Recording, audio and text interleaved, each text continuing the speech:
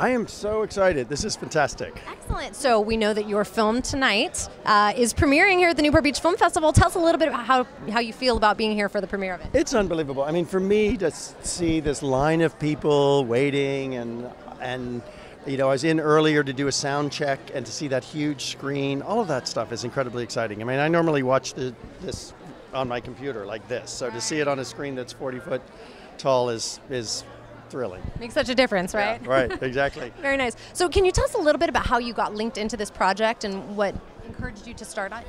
I had done some still photographs in the early stages of this process, and we were talking about it and thought, well, if this became what we all hoped it would be great to have some video that would allow us to do a film. So we had some idea that it could happen, but you know, you don't know right off. And so bit by bit, we were collecting some footage, and then there was a moment where it became clear that Billie Joe Armstrong was engaging in this process in a very unexpected way.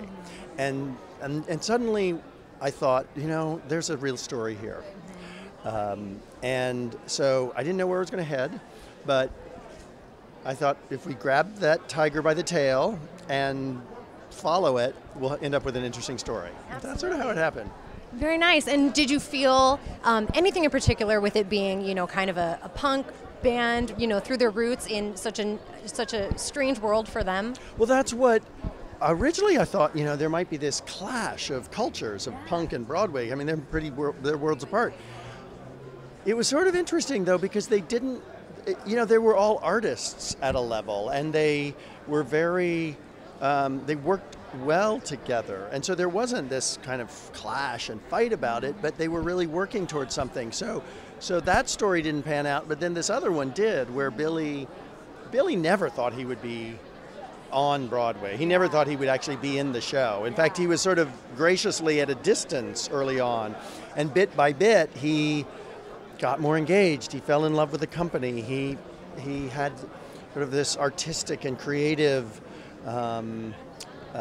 epiphany in a way, working with some of these musicians. You know, it was new for him, and he's such an amazing artist that he engaged in that, and so that pulled him into the process, and then the director had the secret plan to see if he could get him on Broadway. So absolutely. Well, I'm sure fans that were surprised about this move, you know, will be thrilled to see it from their point of view, to see how it all came together. Well, you know, there's been so much interest from the Green Day community in the show and then in this film, because they're so loyal. They love Billy so much, and I think that's one of the reasons Billy wanted to do it. It was a process that meant so much to him that he wanted to be able to share it with others. His fans and everything. Yeah. Absolutely. Well, thank you so much for speaking to us tonight. Have a great time at the premiere. Loving it. Thank Okay, you. thanks. Bye.